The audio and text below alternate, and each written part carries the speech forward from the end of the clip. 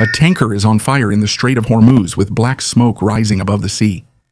The markets immediately get nervous, oil prices rise, and the world once again feels like it knows the main problem of this war.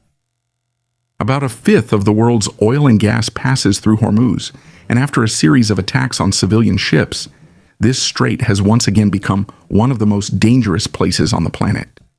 But at the same time, the countries of the Arabian Peninsula are not looking at tankers and barrels. They are also watching another threat with bated breath, one that is talked about much less, not because it is smaller, but because it is even more terrifying. In Bahrain, an Iranian drone has already damaged a steel plant, and it is precisely these factories that literally keep a large part of the Gulf alive. For Arabs, a real catastrophe would not come when oil becomes more expensive. It would come when the war fully spills over into the water. And that's why the question hangs in the air in the region today. Has Iran already shown everything, or is it still keeping its strongest trump card in reserve? The Arab monarchies are wealthy, but in one aspect they are surprisingly fragile. It's not about oil or skyscrapers or their military budgets. It's about water. Most of this region is among the driest places on the planet. Natural sources are scarce, and large cities today function mainly because they produce drinking water from the sea. The countries of the Persian Gulf hold almost half of the world's desalination capacity, even though they make up less than 1% of the world's population. That's why desalination is much more than just a technology. It's the lifeline of everyday life. In Kuwait, over 90% of drinking water comes from desalination. In Oman, about 86%. And in Saudi Arabia, around 70%. That means when oil runs out, the country loses money. However, when water runs out, the problem immediately affects households, hospitals, industry, and the everyday functioning of cities. And that's exactly why desalination plants are such a sensitive weak point. They are mostly located on the coast, often near ports, power plants, and other important infrastructure.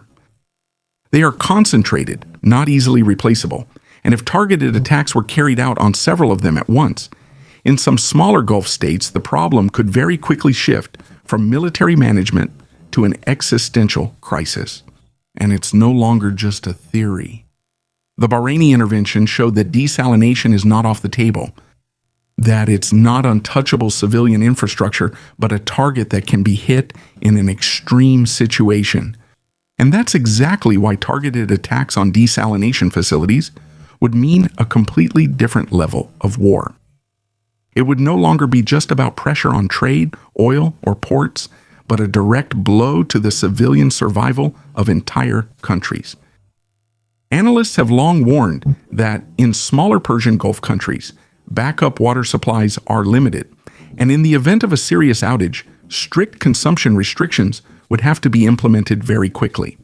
Water parks would be closed, filling of swimming pools would be restricted, and the problem would immediately spill over into industry, agriculture, and everyday city life.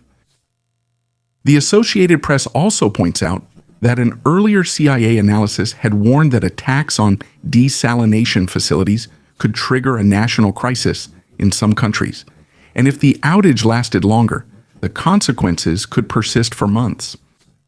And if Iran started targeting these facilities deliberately and repeatedly, it would also represent a major political and legal turning point. It would no longer be just another escalation in the Gulf, but an attack on infrastructure without which millions of people have no drinking water. And that's exactly why, today in the region, desalination is not seen as a technical detail, but as a point beyond which this war could turn into something much darker and more dangerous. And the way Iran is already conducting this war is shown by the situation in the Strait of Hormuz. Not in a way that it would have to completely close the strait and stop every single ship. It's enough for Tehran to make it a place that the world becomes afraid to sail through.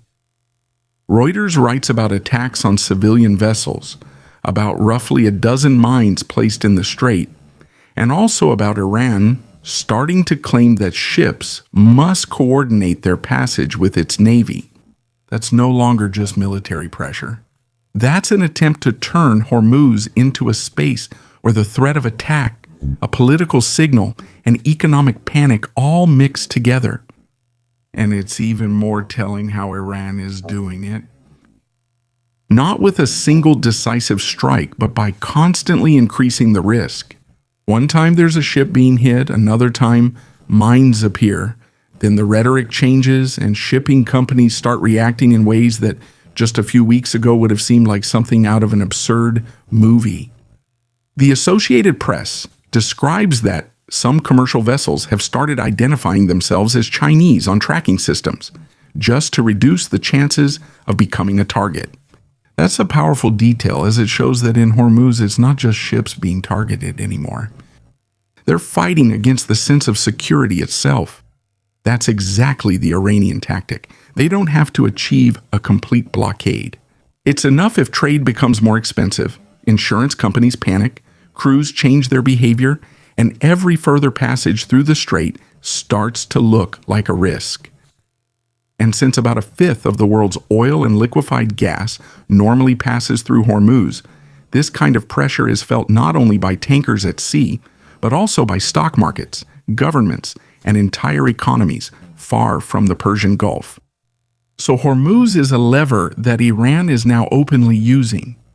And that's exactly why there's growing concern today in Arab metropolises about whether Tehran might one day apply similar logic to an even more sensitive issue for them: water.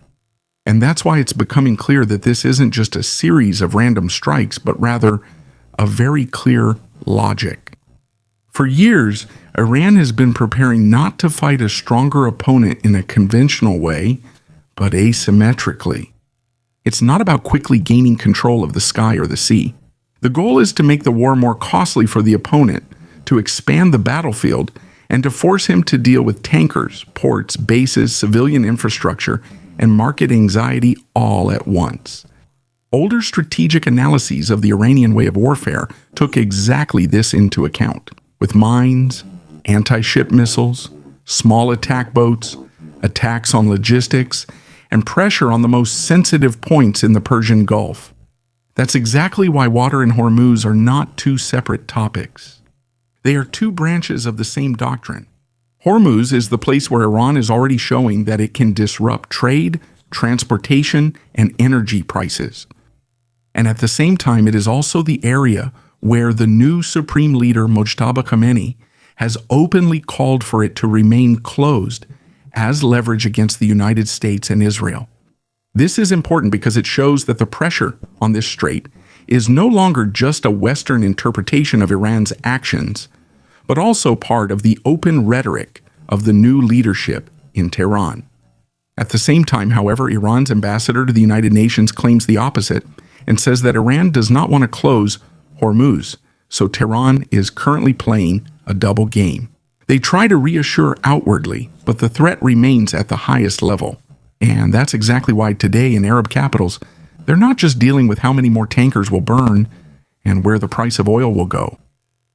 They're also facing a much tougher question: whether what we're seeing now in Hormuz is just the first visible layer of Iran's strategy, and whether the real trump card, the attack on points without which the Gulf states can't function normally, is something Tehran is still holding in reserve. And in that, after all, is also the answer to the question of why Iran is attacking in this way. Not because it thinks it can defeat the United States or its allies in a conventional war, but because it knows where it hurts them the most. In Hormuz, it can disrupt global trade and energy.